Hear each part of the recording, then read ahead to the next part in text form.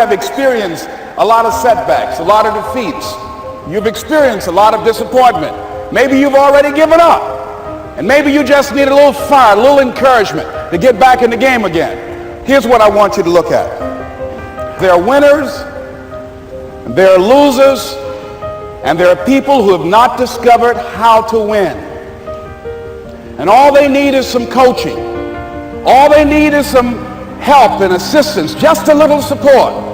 All they need is some insight or a different strategy or plan of action to make some adjustments that will open up the key to a whole new future for them, that will give them access to the unlimited power that they have within themselves. That's all that they need. So what I want you to do is think about something you want for you, that's real for you, that's important for you, that will give your life some special meaning and power. And I don't even want you to say, I can do that. I don't want you to assume that. See, 5 years ago when I started out in this area, I would not have been able to make the mental leap that I would be up to where I am right now. I don't want you to begin to just psych yourself out. No. I want you to be able to say something to yourself that will enable you to maintain a level of integrity with yourself. That when you say this, even when you face tremendous setbacks, it will be a benchmark to keep you in the game, to keep you moving forward and experimenting and readjusting your strategy and your plan of action, continuously looking for ways to win. So what is that something? When you got an idea you want to move on, you might not have the money, you might not have the education, you might not have the support or the resources you need. What is that something that can keep us going, that will enable us to act on our dream? What's one of those keys that will begin to help us to discover the secrets to our dream? Here's what I want you to repeat after me, please, with power and conviction. Say, it's possible. That's all I want you to do when you look at your dream. Just say to yourself every day, it's possible. Just say that every day to yourself, it's possible. Because what does that do? See, it begins to change your belief system. See, the way in which we operate, ladies and gentlemen, it's a manifestation of what we believe, what's possible for us. Whatever you've done up to this point, all that it really is a duplication, it's a reproduction of what you believe subconsciously that you deserve and what's possible for your life. Most people operate out of their personal history, out of their memory, things they've done, things they've experienced, things they've seen, things that they have observed. What I'm suggesting that you operate out of a larger vision of yourself. I want you to see yourself doing what you want to do, experiencing what you want to experience, having what you want to have, doing what it is that gives your life some meaning and value. Operate out of your imagination, not your memory. Because whenever you look at where you want to go, I'm wanting to warn you, you will have some conversation back here after you go through the data that you've experienced in life saying you can't do it. And so what you want to begin to do is ignore that inner conversation. Well, most people, ladies and gentlemen, when something happens to them, what they do is they begin to believe that that's the way it is. That's the way it's always been. And they can't see the possibility of it being any different. Example, before April 1954, the common belief, the universal belief, because it had been tried again and again and again, and people had failed, the belief was that man was not physically capable of breaking the 4-minute barrier, that he could not run a mile in less than 4 minutes. That was the belief on the planet. It had never been done. But here's what happened, ladies and gentlemen. Roger Bannister came along, and he broke the 4-minute barrier. Now here's what's significant about that. Since that time, up to this day, over 20,000 people have done it, including high school kids. What changed? 20,000 people, what changed? Here's what happened when they got on the track. They knew it had been done. And because they knew it had been done, there was a new belief about this barrier, about this goal that was unreachable. And those 20,000 people got in the race believing knowing in their heart that someone had done it, that it's possible that they could do it. And I'm saying that if you know anybody that had some goal, some dream, something they wanted to do, and they did it, then I'm saying that you know in your heart that if someone has done it, then you can do it. It's possible. And that if someone can make their dream become a reality, that it's possible that you can make your dream become reality. And so as you begin to look at where you want to go, beginning to embrace that, it's possible. I'm blessed and highly favored. I've got a lot going for me. I got some good stuff in me. And it's possible that I can bring my greatness out here in the universe. That I can do what I want to do. It's possible I can write my own book. I can have my own business. I can take the trip and travel around the world. It's possible. I can bounce back from adversity and reinvent my life. It's possible. Regardless of where I am, the things can get better for me. It's possible. I'm thinking about two men right here in Chicago who are fairly successful, similar background, educated. They worked for a corporation for many years, and they were among many people that were laid off. Two guys who were very good friends. One went out looking for a job for several weeks along with the other one, and they faced disappointment and rejection again and again and again. They couldn't find any work, which is the story of many people across this country. One guy stopped. He became discouraged.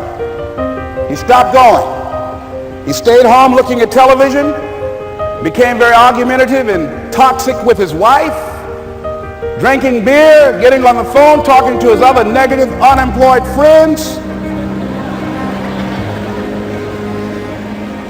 And he just gave up. The other guy kept looking for a job everywhere he could go. Every time he could get an opportunity, kept asking people, networking, checking the newspapers every day. Kept going everywhere he could, trying to find a job. You have too much education. You're overqualified. You won't be here long enough. He kept going. He kept going. He went to a place and said, look here, I tell you what, if you can't hire me, and I know you can use my talents, abilities, and skills, I don't want to sit home and do nothing. Just let me do some volunteer work. You don't have to give me anything, all right? I just want to work. I want to be busy. Guy said, okay, it's on you now, but don't expect me to give you anything. It's okay. This guy came in and worked. He was the first one there. The last one to leave was the best employee there. About 4 weeks later, one of the top managers quit. They were looking for a replacement. Guess who they selected? This other guy. This guy who was volunteering his time. He got the job. What was the difference between the two men? Eyesight and mindsight. Eyesight is judging on what you see, judging according to appearances. But mindsight is how you interpret what you see. One guy said, it's not possible, it's over, I'm finished. I can't do it. I can't make it. He surrendered. I've faced rejection again and again. I'm not going anymore. There are no jobs out there. But this other guy, he felt that in spite of the no's and rejections, in spite of how bad the economy is, in spite of what the newspapers are saying, that it's possible that somebody somewhere will give me a job. He just kept going, thinking it was possible. And guess what, ladies and gentlemen? That's what we have to do with our dreams. Because things happen to you in life that you can never, ever anticipate. And many times when those things happen, you want to give up. I remember when I was in broadcasting, when I was a disc jockey, I became very controversial, not only being a disc jockey, but I felt that radio was something that you not only entertain people with, but you also empower them, you educate them. And I got fired. I didn't just leave, they fired me. That was a shock. I said, wait a minute. They took my microphone. I thought that was who I was. No, ladies and gentlemen, it wasn't. I had to do something else. And I didn't know what else I could do. See, here's what I'm looking at. What are the uses for your life right now that you haven't even reached for yet? See, I believe that when you don't have enough encouragement to act on your dreams or ideas, or you're not enlightened enough, that life will act on you. See, life had moved on me and said, Les Brown, you have outgrown this. It's time for you to do something else. Well, I wasn't enlightened enough. I organized some disc jockeys and got my job back. So they had to fire me again. I got fired twice. Here's what I did. I had to think of something else. And so a guy suggested to me, he said, Les, why don't you run for office? I said, man, I've never run for office. I've never known anything about how to operate in the political arena. I've heard encourage people to register to vote and get out to vote, but I don't know anything about politics. He said, well, neither do the people who run for office all the time.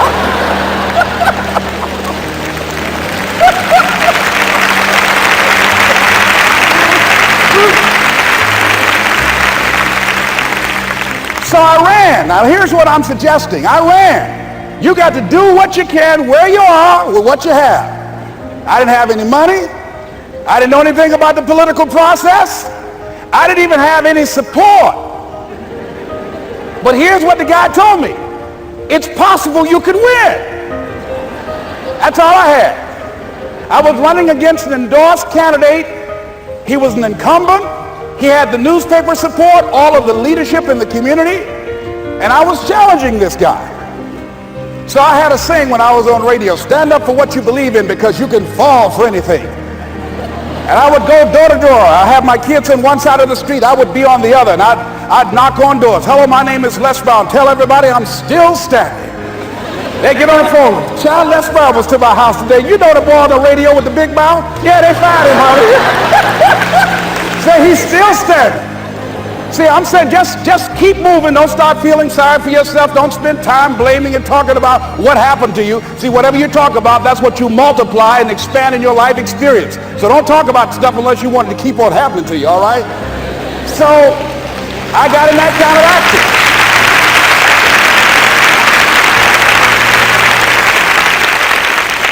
As I continue to do that, had my children with me, we're going door to door, didn't have enough money. Eventually, we got close to the election and something happened that really surprised me. Guys who I thought were going to either support me or stay out of it, various powerful community leaders, they became involved in it and they endorsed my opponent. I felt devastated. Now that's going to happen to you when you're working on your dream. Things are going to happen that's going to catch you on the blind side. That was shocking to me. They didn't have to do that. All they had to do was just stay out of it. But here they go, come up in there messing with me.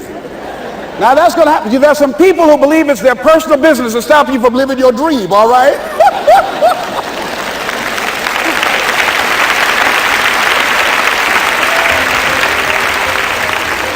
But I didn't deal with that. You want to make your dream come true, you got to stay focused. Some people rather get even than get ahead. Stay focused on where you want to go. I just kept on doing what I was supposed to do.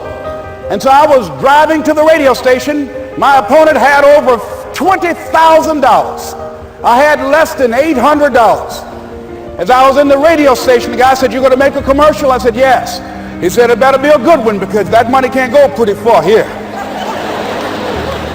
And I sat there in the middle control room and I was thinking. And here's what happens when you get still. Stuff will start coming. Something said, "Call your mama." You used to talk about your mother on the air all the time. Ask her to say a few words for you. That'll be a different kind of political spot. So I called my mama, and I had a gospel record playing in the background.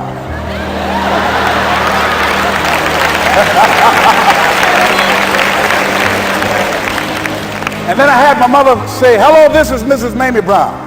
When I raised my sons, I raised them to be good children. When they got out of hand, I beat their behind and made them go right. Please vote for my son. He's a good boy."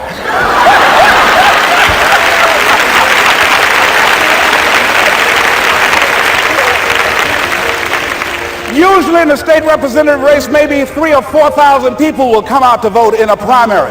In that primary race, over 27,000 people came out and voted and said, "I'm voting for Les Brown because his mama said he's a good boy."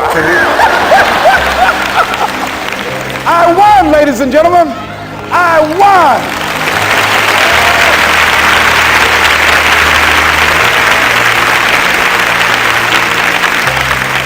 So you've got to be willing to stay focused, to be creative, to be relentless, because things are going to happen to you when you're working on your dream, when you get on track. I remember when I first got involved in speaking, one of the main things that speakers like to do is speak to a certain association that they have over 10,000 of their sales reps that come to this convention. And I was relentless. I kept saying, it's possible. It's possible. See, what I want to let you know and set you up for, because you say it's possible, don't mean that you're not going to have any problems. That Murphy's Law ain't going to come and slap you side the head. Old Murphy going to come visit you. He's waiting for some of y'all out in the parking lot. Oh, you say it's possible. Okay, it's possible. You better get up. Well, I was working. I kept saying it's possible. They got other speakers on this program. I can be on that program too. I kept selling myself. I got all fired up. And I was calling them every day. And the lady finally said, Mr. Brown, I tell you what, we want you to come in and talk to our sales executives. You got the kind of fire and guts that they want, that will motivate them. And let me tell you something else. We want you to bring your motivational tapes. You're going to need at least $50,000 worth of tapes. I said, is that right? Yes, because they want to keep that drive alive. I said, all right. I called the guy to duplicate my tapes. I said, Don, how you doing? This is Les. Let me tell you, I got a major speaking engagement. I said, man, it's a speaker's dream. I need over $50,000 worth of product. He said, Les, you don't have that kind of credit. I said, I know, but Don, I can sell that. Just right after the speaking engagement, I'll give you money in 4 days. He said, are you sure, Les? I said, yes, but I got a major speaking engagement, and they told me to do it. He said, man, that's a big order. Let me talk with the lady with you. I said, hold on just a minute, man. Call the lady back. Hello, Evelyn, how you doing? This is Les Brown. I got Don on the phone. What did you say? Do I have the speaking engagement? Yes, you do. And what else you suggest? Les, our people, they buy a lot of tapes.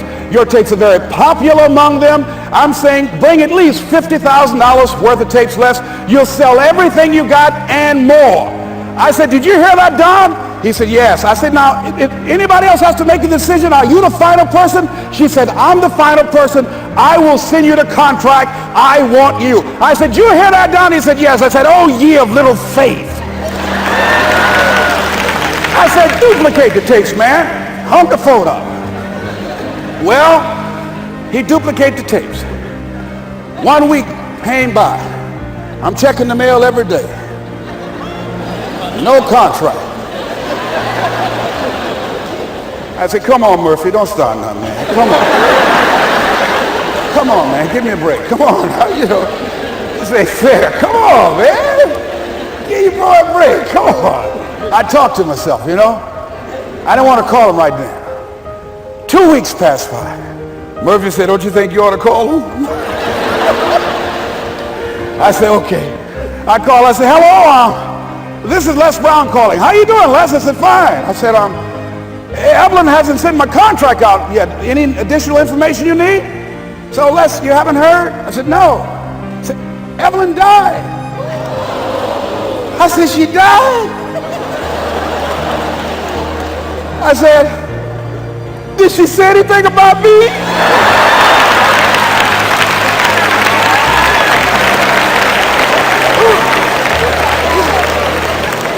When I got home, I was so wiped out.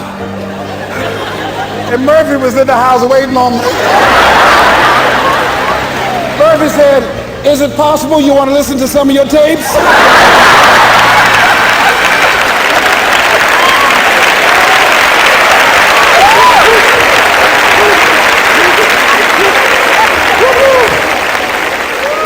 But ladies and gentlemen, here's what I had to do. I had to begin to focus on what was the solution. Now, this was not the only place that I'll be able to sell those products. And as I began to challenge myself and got some help and support and some other input, I eventually did. It took longer, but it was challenging. But I did it. Repeat after me, please. No matter how bad it is, or how bad it gets, I'm going to make it. I'm going to make it. Shake somebody's hand on your right and left and say, you got that right.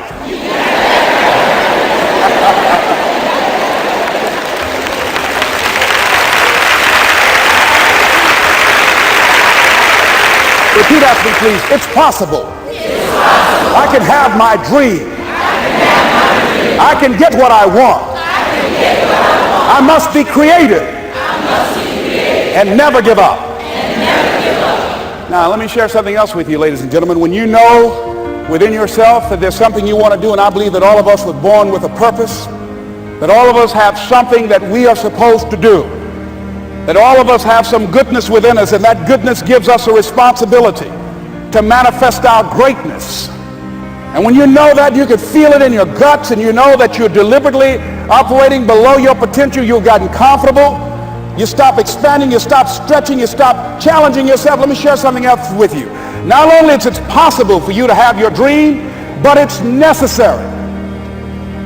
It's necessary that you have it, that you work on it, that you develop yourself, that you go for what is yours in the universe. I have a friend that at the beginning of the year I was in Los Angeles giving a speech, and I do a seminar teaching people how to become involved in the speaking business, and also one called Speaking with Power, teaching people how to begin to develop their communication skills.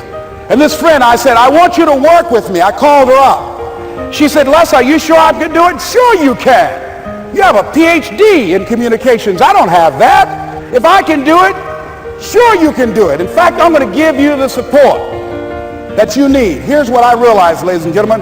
We only have enough energy to take us to a certain level, but it's necessary that we assemble ourselves with other people who share our vision, other people that can see it for us, to give ourselves a home court advantage.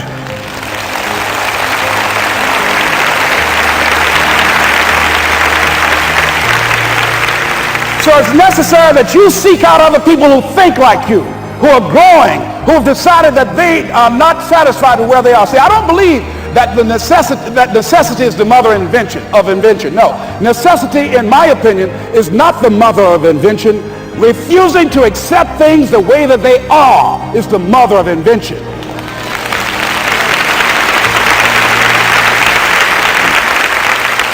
When you decide, I'm not going to settle for this, this is not going to be it for my life, I deserve more than this. See, that will start making you do some stuff. See, a lot of people go to work every day miserable, and all they do is just talk about how miserable they are. But they don't do anything about it. So I was telling her that I knew she hated her job with a passion. I said, you can do this. You got more going for you than I have going for me. And we've been going through this for years, ladies and gentlemen. She'd been to my seminar speaking for a living. She brought her husband, and that was one of the major problems that I realized that happened in her life. He couldn't see it for her. So you got to make sure that you have people in your life that can see it for you, that will encourage you. Non-affirming relationships can hurt you.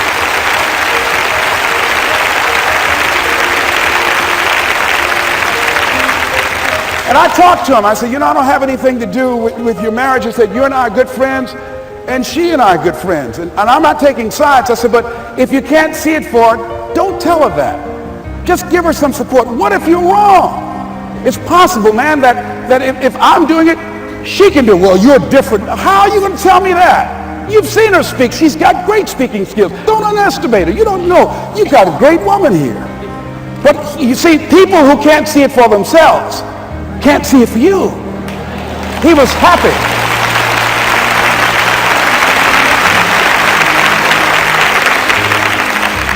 So I said, will you do it with me? I said, I'm going to give you the support you need. You can't do it by yourself. I will stand with you. She said, you will? I said, yes. I'm going to make you part of my seminar. You'll do a part of it, and I'll do a part of it. Speaking with Power. She said, okay. 3 days later, ladies and gentlemen, I got an emergency call at my office. It was from her husband. He called and said, tell Les Brown that Marion is dead. I said, oh no. When I was flying there to go to the funeral, and I remember the last time that I saw her, and I had some of her papers that I had gotten inadvertently confused with mine, and I took them home. And I was searching through these papers to do one of her works. She was a prolific writer. And what got me, what was so sad that made me begin to cry, was that there were poems that she had started that were profound poems, great thoughts that she didn't complete. Plays that she had started that she didn't complete. See, that poem was given to her. I can't finish that for her, nor can you. That play, whatever the outcome that she had envisioned, that she had imagined, was given to her. Only her. And she's the channel that was going to come through. You are here, and you are the vessel, you are the outlet for the universe. That you've been selected. There's something for you to do. I believe all of us have some purpose for being here. And as I was going to the funeral, and I was reading a newspaper that said that millions of people are dying because of what they're eating, talking about their diet. And I'm sure that it was Marion talking to me, whispering, saying, Les, the next time you speak, say that even more are dying because of what's eating them.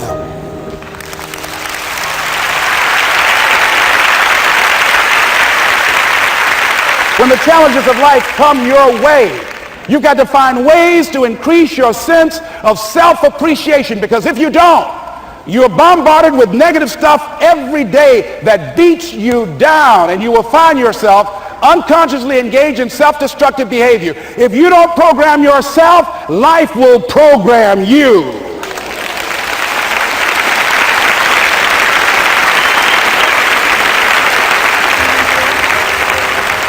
So you want to have an agenda for your life. It's necessary that you have some direction for your life. A friend at the National Speakers Convention gave us a presentation, and it really struck me. He was talking about when he was traveling across Europe, Warren Gresham, and he said at different points soldiers would wake them up on their journey and ask him the question. And I posed this to you. The question was, where have you been? Why are you here? And where are you going? And that's what I ask you. Where have you been? Where have you been up to this point? You look at your life. You look at what you produce. Is it giving you what you want? Are you living on purpose? Are you living your dream? Are you acting on your ideas? Are you doing all you can do? Have you gotten comfortable? Are you procrastinating? Are you evading your own greatness? Are you surrounding yourself with people that can nourish you? Are you challenging yourself? Are you experimenting? Are you learning something different? Is your life an adventure, or is it boring? Where have you been? Why are you here? What brought you here? Investing the time, the money. What brought you here? And where are you going? What is it that you can get out of this session, out of this lecture? That when you leave here, rather than this just being a spectator event, that you got some idea, some dream, that you might have to go back and brush it off and look at it again and say, I've got to do this. This is my stuff. This is what I'm supposed to do. This is why I showed up. Where are you going with your life? What decisions are you making right now as you look into the future? Are you experimenting to find out what other talents and abilities that you have? See, we're in a time right now. The day is gone where you could just go to college and get out and get a job and work 30 or 40 years with job security and retire with a gold watch. The gold watch days are gone. Brand new day, party's over. So now you have got to be multi-talented and multi-skilled. You've got to use all your stuff. You don't know what else you can do. I didn't know I can do what I'm doing right now. It's necessary that you stretch and challenge yourself and say, let me see. I started out as a trainer. I'm a trainer. That's what I am. That's what my expertise was in. And then I decided, let me see, can I speak? And then I discovered, hey, I can do that. What if I hadn't tried to do than just been satisfied with just being a trainer, with a limited vision of myself? And then after training, and then I said, well, maybe I can go into business for myself. And I started speaking, going into business for myself. Well, maybe I could train other speakers and teach them how to go into business for themselves. See, you want to have a backup plan. You want to have other strategies for yourself. In case this doesn't work out, you got something else going over here.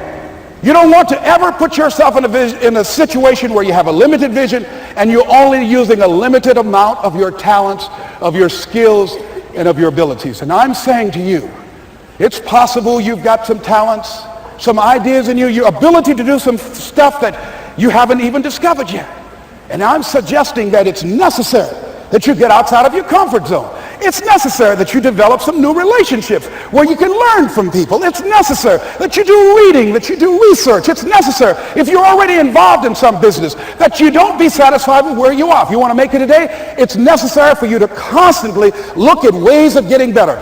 Not only is it possible for you to have your dream, and it's necessary for you to challenge yourself to go after it and get better and leverage relationships that can help you get to where you want to go, but it's you.